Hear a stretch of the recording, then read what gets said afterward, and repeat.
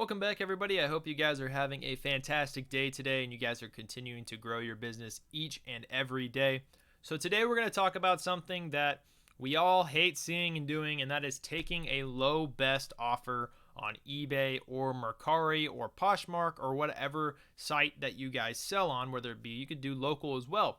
So, this is something that I have started doing myself to not only kind of like get rid of inventory and recoup some money, but it is something that you just need to do as a reseller. Because for me, I used to just hoard everything, right? I used to be a collector. I used to just buy the stuff and be like, well, if it sells, it sells. If not, it's cool to have, right? But now as a reseller, as a full-time reseller, I don't have that option. I can't just keep my stuff, right? So there comes a point to where you need to get rid of your stuff, even if you're just making a few dollars, if you've had it for so long, right? So we're going to talk about that first. It is having an item for, maybe more than like 6 months. There could be a few factors to why it's not selling. Either your price is too high, your photos are just really bad and no one can tell what they're going to be buying, or they just, see something else with better photos and, it's only a few dollars more, but they'll just spend the few dollars instead of messaging you about the item, right? Convenience is key, guys. Don't take sloppy photos and expect people to buy them, or say, oh, my photos are bad, but it's the best price. Don't be lazy. Take good photos, okay? Write good descriptions, write good titles. It's all very important. But nonetheless, if you have an item that has good everything, and it's just not selling, it's just not an item that sells very quickly, right? Maybe you get a best offer. Maybe you have it up for $30 and someone sends you a best offer of $15, If you've had the item for so long, why not take the best offer, right? It's cutting your offer in half, but recoup the money, right? We're in the business of selling and getting money back, putting money back into the business, buying more inventory, selling it, and it's a repeat process. If our sell-through rates can be very quick, then we'll have more money. It all adds up over time. It's kind of like dividends. I'm going to do a video on that in the future, but it all adds up over time and we can put the money back into the business, right? So taking a low best offer on something that you've had for quite a while, I think is a no-brainer. Don't be stingy. Don't hold out just because you want that item to sell for higher. Sometimes you got to bite the bullet, take the loss, put the money back into something else, right? Next scenario is it's a new item. So say you put a new item up for $50 and someone lowballs you $20. Now, obviously, you're not going to take that. But what I want you to keep in mind is how much did you pay for that item, okay? And now, if the item is something that sells very quickly, and say you bought it for $5, you're selling it for 50, it sells, say a few a day sell, or maybe, one sells every week. That's still pretty decent. Oop, camera went. That's still pretty decent, right? So if it has a good sell-through rate, if it sells very quickly, don't take the low best offer. You might not even want to put a best offer on something that sells very quickly. Usually, if something I have that sells quickly, like maybe a movie or video game, I usually don't put best offers on things like that because, other people's will sell out if they undercut you. So there's really no reason to put a best offer, or if it's something that I have very low margins on. But say it's something you bought for $5, you're selling for 50, and say it's something that maybe sells like once every few weeks, once a month, maybe it sells, one every few months, right? I want you to look at that. It's all about looking at the numbers and all the sales and stuff. But hypothetically, take that best offer of maybe hit them back with a 30, right? So you went from 50 to 30, and they're going to be like, they came down, quite a bit. They came down $20. I can come up 10 and meet them there. I'll take the 30, and you just made $20. I don't see the issue. And a lot of people, I see a lot of sellers, including myself, old me, when I first started, I didn't want to do that. I was like, man, get that $20 offer out of here. That's insulting. That's rude. You shouldn't do that.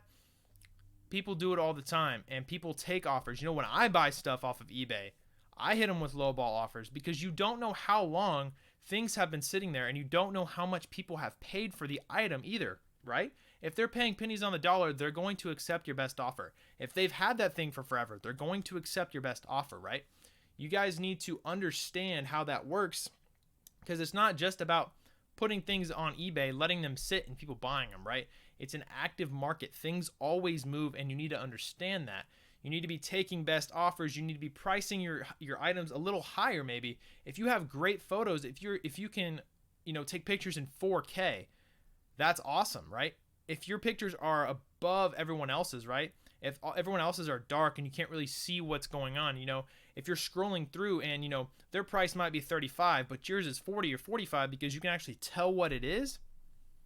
People pay for convenience, guys. They don't want to text or they don't want to email you and be like, hey, what's up with the photos? I can't tell. They're going to buy the one that they can see, and they're going to buy the one that's most convenient for them. That way they don't have to go out of their way, right? So convenience is a big factor as well. You just want your posts to be good in general, but taking the best offer on something that is something that you paid pennies on the dollar for, you can just make your money back. You can recoup that. You get that $20, put it back into something else. Hey, you do that again, there's another 20. There's another 20. There's another 20. And you see how it adds up quickly over time. It's just something that you need to look at. You need to branch out. I was always stuck in my head, stuck in my ways. Over the past few years, I didn't care what other people told me. I was like, you know what? I'm gonna stick it out.